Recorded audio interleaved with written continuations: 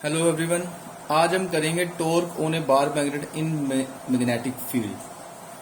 हम एक bar magnet को यूनिफॉर्म मैग्नेटिक फील्ड में रखेंगे, ठीक है, थीटा एंगल पर, और देखेंगे उसको कितनी टॉर्क एक्सपीरियंस होती है। ठीक है, तो वो कैलकुलेट कैसे करेंगे? सबसे पहले तो हमें यूनिफॉर्म मैग्नेटिक फील्ड जो है वो ड्रा करनी पड़ेगी। मैंने दो नॉर्थ और साउथ पोल के बीच यूनिफॉर्म मैग्नेटिक फील्ड जो है वो ड्रॉ कर दी। ठीक है, ये यूनिफॉर्म मैग्नेटिक फील्ड है, मींस की इक्वल डिस्टेंस जो है मैग्नेटिक फील्ड लाइंस है आपकी। ठीक है, तो उसमें मैंने अब बार मैग्नेट जो है वो थीटा एंगल पर मैग्नेटिक फील्ड के साथ रख दी। ठीक है, अब यहां पर हम साउथ पोल मान लेते हैं और इस साइड पर हम नॉर्थ पोल मान लेते हैं, और दोनों को जो सेंटर है वो O है, और इसकी लेंथ जो है बार मैग्नेट की 2 mm में कंसीडर करें। ठीक है, अब देखिए जब आपने थीटा एंगल पर इसको रख दिया, ठीक है, तो थीटा एंगल जो है बार मैग्नेट का ये मैंने यहां पर लिख दिया। अब सबसे पहले तो आपने जो है NS जो है मैग्नेटिक डायपोल मूवमेंट जो है NS जो है बार मैग्नेट ली हुई है। ठीक है, तो उसको थीटा एंगल पे रखा हुआ है। अब दोनों की जो पोल स्ट्रेंथ है वो इस पोल नॉर्थ पोल की भी पोल स्ट्रेंथ जो है, ठीक है, नॉर्थ पोल की जो पोल स्ट्रेंथ है वो भी मैंने M कंसीडर की है, और साउथ पोल की भी पोल स्ट्रेंथ मैंने M कंसीडर की है। ठीक है, तो अब देखें, जो नॉर्थ पोल है वहां से मैग्नेटिक फील्ड लाइंस निकलती है, ठीक है, बाहर की तरफ निकलती है।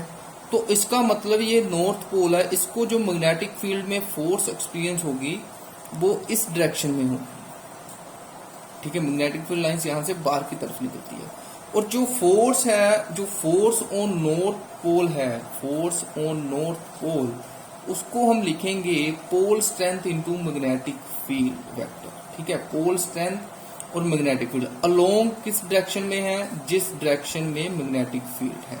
तो यहां पर आएगा आपका नॉर्थ पोल को इस डायरेक्शन में फोर्स एक्सपीरियंस होगी, और जो साउथ पोल है वो ऑपोजिट चलता है मैग्नेटिक फील्ड के। ठीक है, मींस की साउथ पोल जो है उसको फोर्स इस डायरेक्शन में एक्सपीरियंस होगी, जो कि फोर्स ऑन साउथ पोल जो है उसको भी हम M भी लिखेंगे, लेकिन वो ऑपोजिट टू B वेक्टर होगी। ठीक है, तो एक जो आपने कंसीडर किया, जो आपका ऐसे जो बार मैग्नेट पड़ी है, ठीक है, एक इस पोल को इस डायरेक्शन में फोर्स एक्सपीरियंस हो रही है इस डायरेक्शन में, तो उसको जो है वो इस डायरेक्शन में मूव कराएगा, और ये वाला एंड जो है इसको इस डायरेक्शन में मूव कराएगा। तो दोनों फोर्सेस जो हैं, एक फोर्सेस इक्वल एंड अनलाइक और पैरेलल फ्रॉम ए कपल। ठीक है, दोनों फोर्सेस एक कपल प्रोड्यूस करेंगी, कपल फोर्स प्रोड्यूस करेंगी, जो कि इस बार मैग्नेट को क्लॉकवाइज रोटेट करवाएंगी। ठीक है, तो क्लॉकवाइज रोटेट करवाएंगी। जब ये क्लॉकवाइज रोटेट होगा तो इसमें एक टॉर्क एक्सपीरियंस होगी। ठीक है, वो टॉर्क कैलकुलेट करनी है हमने से। ठीक है, तो टॉर्क कैसे कैलकुलेट करेंगे वो देखें। Draw NA perpendicular to B vector.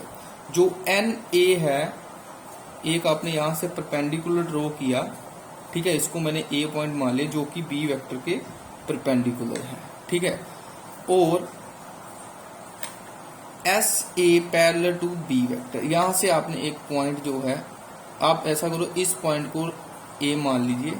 ठीक है, तो ये परपेंडिकुलर ही होगा मैग्नेटिक फील्ड के। ठीक है, यहाँ पर भी मैग्नेटिक फील्ड, लेकिन मैंने ड्रॉ नहीं की है, तो मैग्नेटिक फील्ड ही। ठीक है, और ये SA जो है पैरेलल मैंने मान ली मैग्नेटिक फील्ड की, ये एंगल मैंने 90 कंसीडर कर लिया। अब जो टॉर्क है वो कैसे कैलकुलेट करेंगे? Torque acting on the bar magnet is, अब टॉर्क का फार्मूला क्या है? Force into perpendicular distance. ठीक है, तो फोर्स जो है आप दोनों पोल्स में किसी एक का मैग्नीट्यूड फोर्स का वो कंसीडर करेंगे, मींस कि दोनों में से किसी एक पोल को जो फोर्स एक्सपीरियंस हो रही वो हम लिखेंगे, ठीक है। ये पहले भी हमने लिखे हैं टॉर्क के फॉर्मूले। ये आएगा एम बी, मैंने किसी एक पोल की फोर्स जो है कंसिडर कर ली है, तो दोनों की सेम, लेकिन मैंने एक की कंसिडर की एम बी। और परपेंडिकुलर डिस्टेंस जो है वो कितना है दोनों फोर्स में, ये है एन ए, ठीक है। तो अगर आपने एन ए की वैल्यू निकालनी तो एन ए कैसे निकाल लेंगे, in triangle N A S. अब आप triangle A N A S, तो इसमें जो साइन थीटा है वो कितना आएगा, परपेंडिकुलर ओवर हाइपोटेन्यूज। तो परपेंडिकुलर कितना है एन ए, और हाइपोटेन्यूज की लेंथ कितनी है 2l, तो एन ए कितना आया 2l साइन थीटा। और जब ये एन ए की वैल्यू आप यहां पर पुट करेंगे तो ये कितना आएगा M B 2l sine theta. और ये m2l किसके इक्वल है, मैग्नेटिक डायपोल मूवमेंट, ये आएगा एम बी साइन थीटा। और टॉर्क यहां से कितनी आएगी m vector cross b vector, जो कि वेक्टर फॉर्म में टॉर्क क्वांटिटी को हम ऐसे लिख सकते हैं, ठीक है। एक तो ये फार्मूला बन गया एम बी साइन थीटा, और एक जो है ये फार्मूला बन गया, ठीक है, टॉर्क का। तो ये हमने टॉर्क जो है मैग्नेटिक डायपोल मूवमेंट की कैलकुलेट की जब उसको आपने मैग्नेटिक फील्ड में रख दिया। तो नेक्स्ट जो हमारे पास टॉपिक है वो है Gauss law in magnetism. Gauss law in magnetism क्या कहता है हमें, गॉस लॉ जो मैग्नेटिज्म का गॉस लॉ है वो क्या कहता है, वो कहता है Gauss law in magnetism states that net magnetic flux through any closed surface is always zero. Close integral है, ठीक है, क्लोज इंटेग्रल मैग्नेटिक फ्लक्स जो है फाई जिसको हम कंसीडर करते हैं is equal to close integral of surface, means कि B vector dot D S vector जो है वो जीरो के इक्वल है। जो आपने इलेक्ट्रिक फील्ड में किया था, ठीक है, गॉस लॉ इन इलेक्ट्रोस्टैटिक में आपने किया था, वो था phi is equal to close integral of surface integral जो थी, ठीक है, इलेक्ट्रिक फ्लक्स में जो आपने किया था वो EDS is equal to q naught over, ठीक है, एप्सिलॉन नोट था। लेकिन इस केस में जो कहता है वे क्लोज सरफेस इंटेग्रल जो है, ठीक है, मैग्नेटिक फ्लक्स की वो जीरो है। तो एक तो ये कहता है ये जीरो, इसका मतलब क्या है, मीन्स आपके पास एक सरफेस है, ठीक है, उस सरफेस में जितनी मैग्नेटिक फील्ड लाइंस एंटर कर रही हैं उतनी ही लीव करेंगी, ठीक है। तो टोटल जो फ्लक्स है वो जीरो रहेगा, मींस कि जितनी फील्ड लाइंस जो है वो नंबर ऑफ लाइंस जितनी जो है वो एंटर करेंगी उतनी ही नंबर ऑफ लाइंस जो है यहाँ से लीव करेंगी। तो ये जो है गॉस लॉ ऑफ मैग्नेटिज्म का रिजल्ट है, ठीक है। आल्सो इसने कुछ जो है पॉइंट दिए। सबसे पहला पॉइंट जो है वो कहता है ये आइसोलेटेड मैग्नेटिक पोल्स और मोनोपोल्स डू नॉट एग्जिस्ट।